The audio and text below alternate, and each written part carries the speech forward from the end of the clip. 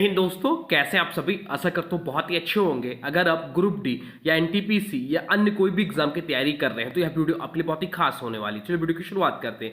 Video के अंत में फीडबैक जरूर दीजिएगा। देखते हैं पहला क्वेश्चन क्या है। पहला क्वेश्चन, किसी पदार्थ की गतिज ऊर्जा किस पर निर्भर करती है? किसी पदार्थ की गतिज ऊर्जा किस पर निर्भर करती है? तो इसका राइट आंसर हो जाएगा ऑप्शन बी, वेग पर निर्भर करती है। राइट आंसर हो जाएगा ऑप्शन बी। चलते हैं अगले प्रश्न की ओर। अगला प्रश्न आपसे पूछा है, विद्युत धारा की इकाई क्या है? विद्युत धारा की इकाई क्या है? तो विद्युत धारा की जो इकाई है वह एम्पियर है। तो इसका राइट आंसर हो जाएगा ऑप्शन सी, विद्युत धारा की जो इकाई है वह एम्पियर है। चलते हैं अगले प्रश्न की ओर। अगला प्रश्न आपसे पूछा है, उष्मा का सबसे अच्छा चालक कौन सा है? उष्मा का सबसे अच्छा चालक कौन सा है? आपके ऑप्शन है लोहा, तांबा, लकड़ी या कांच। तो इसका राइट आंसर हो जाएगा ऑप्शन बी, तांबा। उष्मा का सबसे अच्छा चालक जो है वह तांबा है। चलते हैं अगले प्रश्न की ओर। अगला प्रश्न आपसे पूछा है, मानव शरीर में पाचन क्रिया को नियंत्रित करने वाला एंजाइम कौन सा है? मानव शरीर में पाचन क्रिया को नियंत्रित करने वाला एंजाइम कौन सा है? तो इसका जो राइट आंसर हो जाएगा वो हो जाएगा ऑप्शन बी, अमाइलेज। अमाइलेज जो है वो मानव शरीर में पाचन क्रिया को नियंत्रित करने वाले एंजाइम है। ये सारे जो क्वेश्चन है वो प्रीवियस ईयर क्वेश्चन जो पूछे गए हैं। चलते हैं नेक्स्ट क्वेश्चन की ओर। अगला क्वेश्चन आपसे पूछा है, डीएनए की खोज किसने की थी? डीएनए की खोज किससे की थी? डीएनए का फुल फॉर्म होता है डीऑक्सी राइबो न्यूक्लिक अम्ल, जिसकी खोज की थी वाटसन एंड और क्रिक ने। तो राइट आंसर हो जाएगा ऑप्शन ए, वाटसन और क्रिक ने डीएनए की खोज की थी। चलते हैं नेक्स्ट क्वेश्चन की ओर। अगला क्वेश्चन आपसे पूछा है, हमारे लाल लाल रक्त कणिकाओं का मुख्य कार्य क्या है? हमारे लाल रक्त कणिकाओं का मुख्य कार्य क्या है? आपके ऑप्शन है पोषण देना, रोग प्रतिरोधक क्षमता बढ़ाना, ऑक्सीजन का परिवहन या जल का संतुलन बनाए रखना। तो इसका जो राइट आंसर हो जाएगा वो हो जाएगा ऑप्शन सी, ऑक्सीजन का परिवहन हमारे लाल रक्त कणिकाओं का मुख्य कार्य है। चलते हैं नेक्स्ट क्वेश्चन की ओर। अगला क्वेश्चन आपसे पूछा है, लोहे में जंग लगने का कारण क्या है? लोहे में जंग लगने का कारण क्या है? तो इसका जो राइट आंसर हो जाएगा वो हो जाएगा ऑक्सीजन और नमी। ऑक्सीजन और नमी लोहे में जंग लगने का प्रमुख कारण है। चलते हैं नेक्स्ट क्वेश्चन की ओर। अगला क्वेश्चन आपसे पूछा है, भारतीय रुपया का प्रतीक चिन्ह किसने डिजाइन किया था?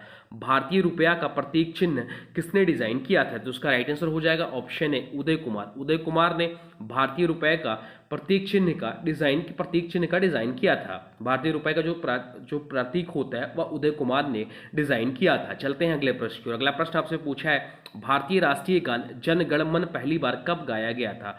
भारतीय राष्ट्रीय गान जन गण मन पहली बार कब गाया गया था? तो उसका जो राइट आंसर हो जाएगा वो हो जाएगा 1911। 1911 में पहली बार गाया गया था भारतीय राष्ट्रीय गान जन गण मन। इसको जो लिखा है वो रविन्द्रनाथ टैगोर ने लिखा है, ये भी ध्यान रखिएगा, रविन्द्रनाथ टैगोर जी ने लिखा है। रविन्द्रनाथ टैगोर जी पहले व्यक्ति हैं एशिया के जिन्हें नोबेल पुरस्कार मिला है, यह भी ध्यान रखिएगा। चलते हैं अगले क्वेश्चन की ओर। अगला क्वेश्चन आपसे पूछा है, भारत में पहला अंग्रेजी समाचार पत्र किसने शुरू किया था? भारत में पहला अंग्रेजी समाचार पत्र किसने शुरू किया था? तो उसका राइट आंसर हो जाएगा James Augustus Hicky. James Augustus Hicky ने भारत में पहला अंग्रेजी समाचार पत्र शुरू किया था। चलते हैं अगले प्रश्न की ओर। अगला प्रश्न आपसे पूछा है, किसने पहली बार पाकिस्तान शब्द का प्रयोग किया था? किसने पहली बार पाकिस्तान शब्द का प्रयोग किया था? तो इसका जो राइट आंसर हो जाएगा वो हो जाएगा ऑप्शन सी, चौधरी रहमत अली ने सबसे पहले पाकिस्तान शब्द का प्रयोग किया था। राइट आंसर हो जाएगा ऑप्शन सी। चलते हैं अगले प्रश्न की ओर। अगला प्रश्न आपसे पूछा है, सिलिकॉन वैली ऑफ इंडिया किसे कहा जाता है? सिलिकॉन वैली ऑफ इंडिया किसे कहा जाता है? तो इसका जो राइट आंसर हो जाएगा वो हो जाएगा बेंगलुरु। बेंगलुरु को सिलिकॉन वैली ऑफ इंडिया कहा जाता है और बेंगलुरु में ही इसरो का हेडक्वार्टर है। ये भी ध्यान रखें कि इसरो को से कई बार एग्जाम में पूछते हैं, तो इसरो का जो हेडक्वार्टर है वह भी बेंगलुरु में ही है और इसरो की जो स्थापना हुई थी वह 1969 में हुई थी, ये भी ध्यान रखिएगा। तो इसरो का जो हेडक्वार्टर है वह बेंगलुरु में है और इसरो की जो स्थापना हुई थी 1969 में हुई थी, ये भी ध्यान रखिएगा। चलते हैं नेक्स्ट क्वेश्चन की ओर। अगला क्वेश्चन आपसे पूछा है, कौन सा ग्रह सुंदर ग्रह कहलाता है? कौन सा ग्रह सुंदर ग्रह कहलाता है? तो शुक्र ग्रह को सुंदर ग्रह कहते हैं। इसे मॉर्निंग स्टार ग्रह भी कहते हैं, मॉर्निंग स्टार ग्रह भी कहते हैं और इवनिंग स्टार ग्रह भी इसे ही कहते हैं, यह भी ध्यान रखिएगा। चलते हैं नेक्स्ट क्वेश्चन की ओर। अगला क्वेश्चन आपसे पूछा है, विश्व में सबसे अधिक वन क्षेत्र किस देश में है? विश्व में सबसे अधिक वन क्षेत्र किस देश में? तो इसका जो राइट आंसर हो जाएगा वो हो जाएगा ब्राजील। ब्राजील में सबसे अधिक वन क्षेत्र है। राइट आंसर हो जाएगा ऑप्शन ए, ब्राजील। चलते हैं अगले क्वेश्चन की ओर। अगला क्वेश्चन आपसे पूछा है, भारत का सबसे बड़ा कृत्रिम झील कौन सा है? इंपॉर्टेंट मार्क कर लीजिए, बहुत बड़ा एग्जाम में पूछता है ग्रुप डी के। तो भारत का सबसे बड़ा कृत्रिम झील जो है वो गोविंद सागर झील है। गोविंद सागर झील जो है वो भारत का सबसे बड़ा कृत्रिम झील है। चलते हैं नेक्स्ट क्वेश्चन की ओर। अगला क्वेश्चन आपसे पूछा है भारतीय संविधान का कौन सा अनुच्छेद मौलिक अधिकारों से संबंधित है। भारतीय संविधान का कौन सा अनुच्छेद मौलिक अधिकारों से संबंधित है। तो इसका जो राइट आंसर हो जाएगा वो हो जाएगा अनुच्छेद 12 से 35। अनुच्छेद 12 से 35 जो है वह मौलिक अधिकारों से संबंधित है। राइट आंसर हो जाएगा ऑप्शन ए। चलते हैं नेक्स्ट क्वेश्चन की ओर। अगला क्वेश्चन आपसे पूछा है भारत के राष्ट्रपति को हटाने की प्रक्रिया को क्या कहा जाता है। भारत के राष्ट्रपति को हटाने की प्रक्रिया को क्या कहा जाता है। तो इसका जो राइट आंसर हो जाएगा वो हो जाएगा ऑप्शन ए। महाभियोग प्रक्रिया के द्वारा भारत के राष्ट्रपति को हटाया जाता है। तो इसका राइट आंसर हो जाएगा ऑप्शन है महाभियोग प्रक्रिया के द्वारा। चलते हैं अगले क्वेश्चन की ओर।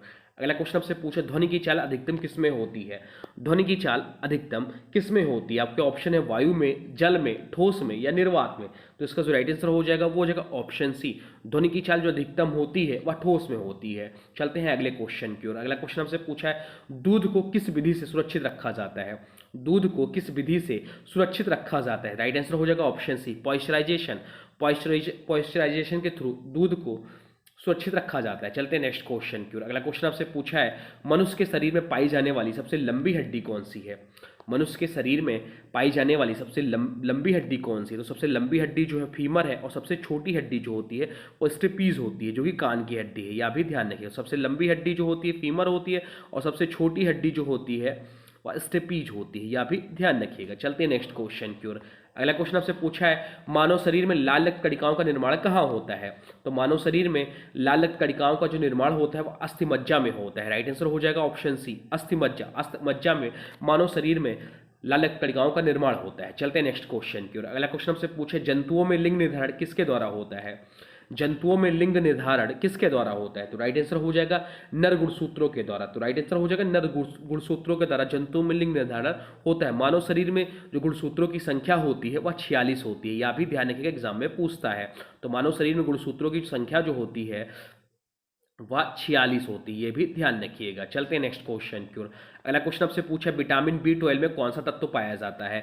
तो विटामिन B12 में जो तत्व पाया जाता है कोबाल्ट पाया जाता है। राइट आंसर हो जाएगा ऑप्शन सी कोबाल्ट। कोबाल्ट जो है वह विटामिन B12 में पाया जाता है। चलते हैं नेक्स्ट क्वेश्चन की ओर। अगला क्वेश्चन आपसे पूछा है भारत में सबसे अधिक मानसूनी वर्षा किस दिशा से आती है।